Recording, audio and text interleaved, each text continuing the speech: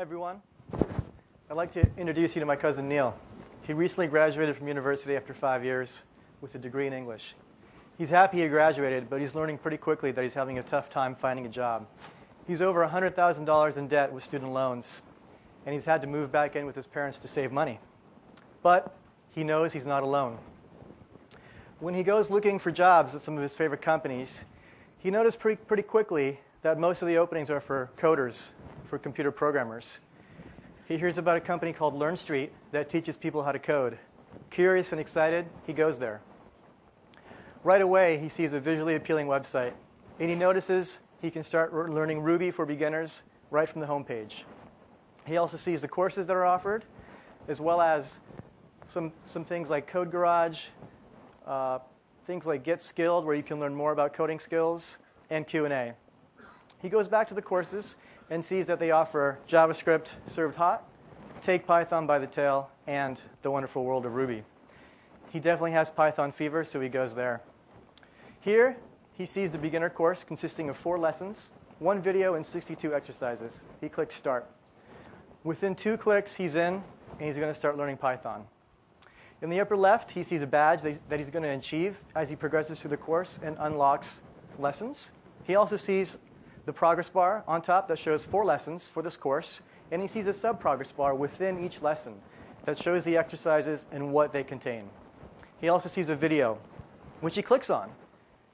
And the video is the instructor, who's going to set the stage for what the course is and what he's about to learn and how Python is useful. Hey guys, my name is Julia, and I'm part of LearnStreet's Python course content development team. Neil is pretty psyched. Before you guys get started. So he's going to get started. Right away, he starts learning the fundamentals of Python. Really easy building blocks. So he gets comfortable with this interactive console, and he starts grasping these Python concepts. He gets really comfortable with it. He continues.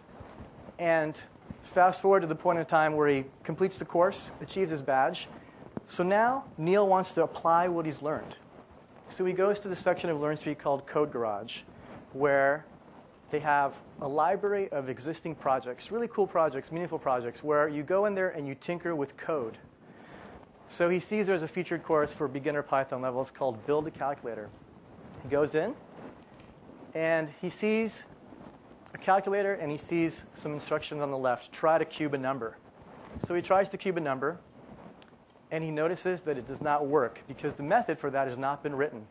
So he clicks the Start button to get started, and he sees some existing code block. So he's not quite sure what to do, but he clicks the Hint button to get started. He sees where he has to write the code to get this method to function. Still not quite sure what to do. He clicks on Hint again, and he sees a clue here. To cube the number n, you would multiply n by itself 3 times. Aha! A light bulb goes off in his head. He recalls one of the lessons he's taken, and he writes the code to get this method to work. He checks it, and voila. He's written this code to get the cube method to work. Let's see if it actually works. So he goes to View, and he clicks it, and there you go. So fast forward to a little bit more point in time in the future. Where is Neil today? Well, thanks to the help of LearnStreet, Neil has landed a great paid internship as a Python developer at a hot new startup. He's moved out of his parents' home, and he starts chipping away at a student loan debt. And today, I'm happy to announce that LearnStreet is going live with their public beta. So please come to LearnStreet.com today and sign up for LearnStreet and start learning how to code. Thank you. Awesome. OK. We wanted to talk about yeah. one key lesson. And that is an important one, which is don't be afraid to fail. As a young, ambitious startup, for us, and for a lot of startups, you want to try a lot of things. And for us, we tried a lot of things. And some things worked, and a lot of things failed miserably. But that's OK, because from your failures, we really learned what we needed to do, from getting a great UI to finding the best course instructors to a number of things. So through our failures, we were able to get our product and our platform up to a place where we feel it's going to be really great for people to come to learn how to code. Thank you. Awesome. Very well done. So what's the prerequisite to be successful with this? Because I was just in New York and there was a line of 200 people waiting to get a retail job. Can those people be trained with this? And if so, and I don't think so, but if so, how long before they become a halfway profession? Internable. How could they get a job with Jason's companies? Yeah. Well, the way was this on? Okay. The way I'd like to answer that is, I think to start with some baby steps. We're basically giving them the basic tools to kind of get over the kind of core proficiencies. But before we sort of like promise people like, hey, you can get a UI developer job at Facebook, we feel like there's an opportunity to learn some basic skills, and you could probably find work on like Elance and Odesk to do things like, oh, I could tweak somebody's PHP module on their WordPress, or I could basically, write some extra code. And a lot of jobs typically start that way. In fact, our Code Garage is really designed with that in mind, which is rather than doing the hello world, it's more of, can you fix this bug? So that's what we want to help people with. This is one of my favorite ones so far, actually.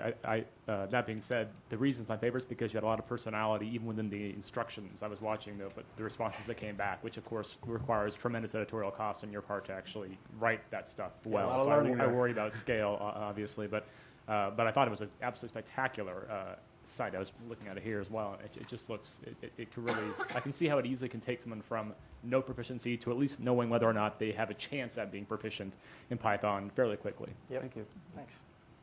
I mean, I agree that I love the exercises in that, but how do you differentiate between the competition like Code Academy, Team Treehouse, that have a head start already and that teach similar subjects?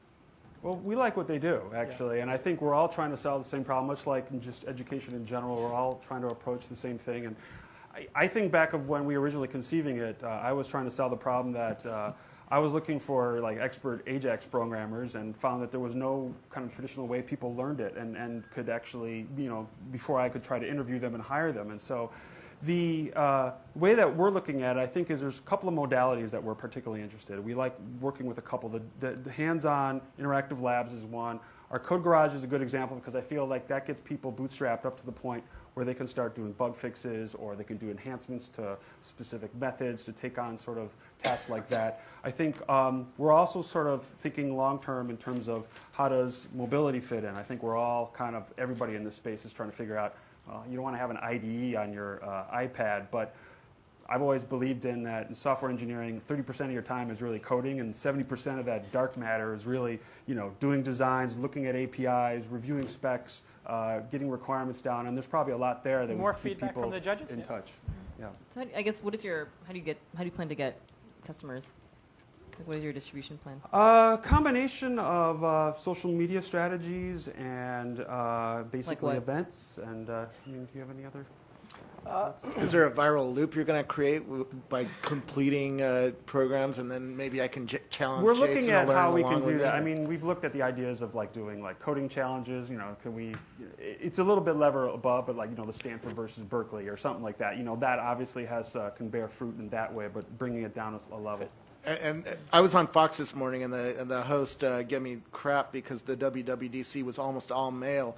Are you thinking about how to sit down and design this for getting more females into the engineering practice? I'm a big fan of that one, actually. And in fact, that's why Julia, you saw the video of her, she's one of our Python instructors and stuff. And I've always kind of even helped dabble with the idea that, maybe there's even like we may learn that as part of our learning, we're going to have to start figuring out how well people complete courses and how successful they are. And we may learn in that process that maybe there are some biases towards a more female way of learning than a male way of learning that we should really approach. But that has to be something we have to learn and try. Go ahead. Go ahead for your No, appropriate you go comment. first. No, I'm not going to do that. All I was going to say was that's a really good point that Robert brings up. The question I have is relative to it's not just women that might learn differently. There's a lot of career changers that are going from one job to the other. So you're a developer, I'm assuming.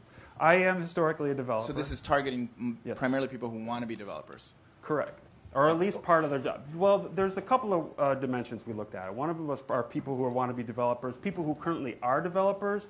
As we get more advanced courses, we build them out. We'll want to necessarily, retool them because who knows? They've been slaving away in some Cisco back office working on C++. So Vivek, what do you buy it? Do you think that a non-programmer? I mean, you study education. You've been very vocal about the value of college and this sort of big issue, and he led with, "Oh my God, you're 100,000 in student debt. You didn't learn anything with your liberal." I'm just kidding. Yeah. No, you haven't learned anything from you. You don't have a marketable degree with your liberal arts degree, and this is going to save you. Do you buy that?